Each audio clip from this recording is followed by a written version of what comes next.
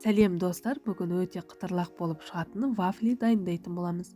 Ол үшін бізге ұн, қант, сары май, сүт, 2 жұмыртқа, сұйық май және қасықтың ұшында ғана ас содасы керек.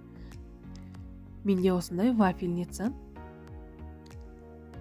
Ең алдымен таза ыдысымызға 2 жұмыртқамызды шағып, үстінен қантымызды салып миксерлейтін боламыз. Миксер жоқ жағдайда венчикпен де араластыруға болады.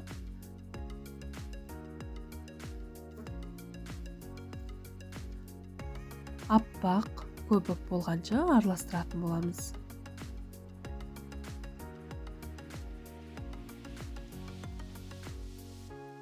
Осылай араластырып болғаннан соң үстінен сары майымызды құйып, араластырып оны да және үстінен сүтімізді құятын боламыз.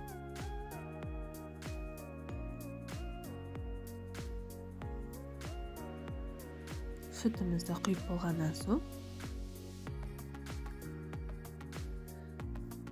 сұйық майымызды құямыз. Қасықтың ұшында ғана ас содасын салып, араластырып, ұнымызды салатын боламыз. Ұнды міндетті түрде електен өткізіп алғандарыңыз үшін ұнды 2-ге бөліп, миксердің көмегімен оны да жақсылап араластырамыз.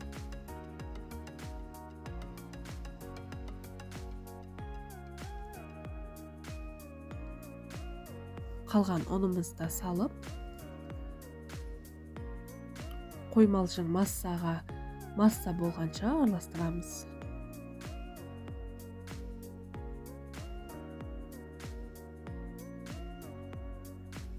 Толықтай араласып болған соң дәл осындай масса шығу қажет. Алдын ала вафельницамызды қыздырып, үлкен ас қасықты толтырып салатын боламыз. 1-2 минутта өте жылдам пісіп шығатын болады. Дәл осылай барлығын пісіріп алатын боламыз.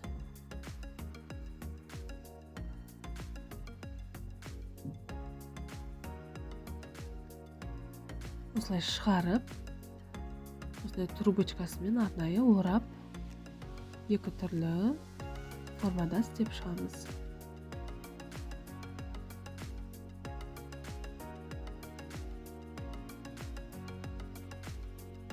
Барлығын осылай кезекпе-кезек пісіріп алатын боламыз.